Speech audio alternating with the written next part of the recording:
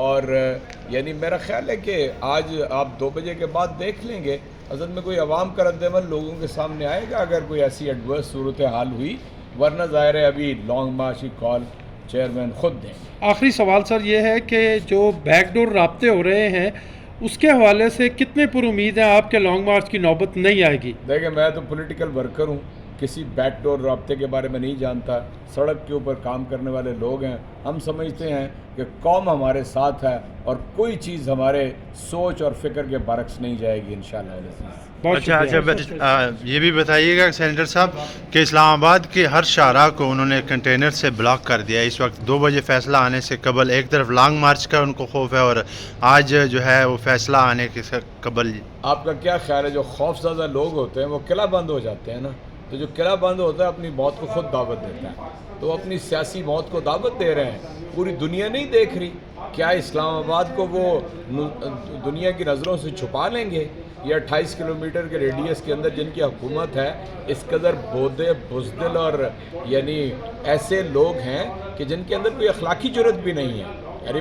یہ بات کس کو نہیں معلوم کہ ہمارے 3.5 برس کے اندر ساری پارٹیوں نے اپنا پورا زور لگا کے یہاں جلسے جلوس دھرنے کیے۔ ہم نے تو کہا تھا کہ سردی لگ رہی ہے تو کپڑے گرم بھیجتے ہیں، کھانے کو بھیجتے ہیں، اور واقعتاً اسلام آباد کی یعنی انتظامیہ نے، آپ کو معلوم ہے کہ فضل الرحمان صاحب نے جب دھرنا دیا تھا تو ان کو ادویات اور ساری چیزیں فراہم کی تھیں، اس لیے ہم تو جمہوری لوگ ہیں، عوام میں سے ہیں، اس لیے ہمیں کسی درجے میں نہ کوئی خوف ہے۔ یہ خوف زدہ لوگ ہیں، وہ اپنی موت خود ہی مر جاتے ہیں۔ چوہدری صاحب بتائیے گا کہ رانا ثناء اللہ صاحب کہتے ہیں کہ عمران خان صاحب آئیں ڈی چوک میں ان کو الٹا لٹکا کے ماروں گا۔ رانا ثناء اللہ کہیں اپیئر نہیں ہو سکتے، اس کو کہو کسی سڑک پہ آئے، اس کو اپنا حشر پتہ چل جائے گا۔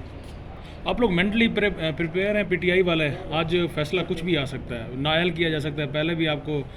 ویسے یہ کوئی اتنی اہم بات نہیں ہے، کوئی چیز نہیں ایسی کہ جس سے کوئی ہمیں پریشانی ہو، ہم پہلے ہی میدان میں ہیں، اور جو ہمیشہ سیاسی طور پہ میدان میں رہنے کی صلاحیت رکھتا ہو اسے کوئی یعنی شکست نہیں دے سکتا۔ P T I supreme court کا رخ کرے گی یا ڈی چوک کا رخ کرے گی؟ نہیں، میرا خیال ہے کہ قانونی ہر راستہ اختیار کرنا چاہیے، اور باقی میدان تو پہلے ہی ہمارے ہاتھ میں ہے۔ سر ماضی کو اگر دیکھیں تو جو بھی ایلیگیشن لگائی جاتی رہی ہیں وہ کسی بھی پارٹی کی لیڈرشپ پہ زیادہ لگائی جاتی، جیسے نواز شریف کو ٹارگٹ کیا گیا، مریم نواز کو، حمزہ شہباز کو، شہباز شریف کو، اور ادھر پی ٹی آئی میں دیکھیں تو عمران خان صاحب پر ہر نئے آنے والے دن میں جو ہے کیسز بنا رہے ہیں۔ کیا یہ لیڈر ہی جو ہیں وہ اس طرح کے کیسز میں انوالو ہوتے ہیں، کرپشن کرتے ہیں، یا پھر نیچے والے لوگ جو اس طرح کوئی کام نہیں کرتے جن پر آپ کیسز میں؟ ایک بات لرن کر لیں کہ زبان خلق کو نکارہ خدا جانے، جن لوگوں کا 4 کا آپ نے نام لیا ان کے بارے میں خلق خدا کیا کہتی ہے اور عمران خان کیا کہتا ہے۔ اگر 70-80% لوگ عمران خان کے بارے میں یہ سمجھتے ہوں کہ وہ ایک دیانتدار اور ایک صاف آدمی ہے تو ان لوگوں کی تو جی یعنی منہ کے اوپر کالک ہے، اور یہ کیسے اس کے ساتھ کمپیئر ہی نہیں کیے جا سکتے۔ لانگ مارچ کے بارے میں تھوڑا سا آئیڈیا دے دیں اگر انشاءاللہ لانگ مارچ ہوگا، ہم بالکل پوری طرح تیار ہیں، تنظیمیں تیار ہیں، کارکن تیار ہیں، اور بہت جلد ہوگا۔ ہم انہیں ظاہر ہے وقت دے رہے ہیں، مہلت دے رہے ہیں کہ یہ عام انتخابات کی تاریخ کا اعلان کریں، باقی چیزیں ہم بیٹھ کے طے چوہدری صاحب آخری سوال ہے کہ NRO2 کی آخری قسط کب ختم ہوگی؟ میں عرض کرتا ہوں کہ یہ NRO2 جو ہے یہ اس وقت تک جاری رہے گا جب تک ایک کرائم منسٹر اور ایک 80 رکنی کابینہ یہاں پر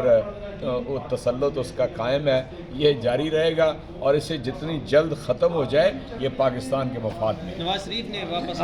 آخری سوال ہے، شیخ رشید صاحب نے کچھ دنوں پہلے ایک ان کی سٹیٹمنٹ بڑی وائرل ہوئی کہ عمران خان جنہیں آرمی چیف اپوائنٹ کرنا چاہتے تھے ان کی اصل میں ڈیتھ ہو چکی ہے، کون تھے وہ؟ دیکھیے میں آپ سے عرض کرتا ہوں کہ کسی کی سٹیٹمنٹ کے اوپر گفتگو کرنا،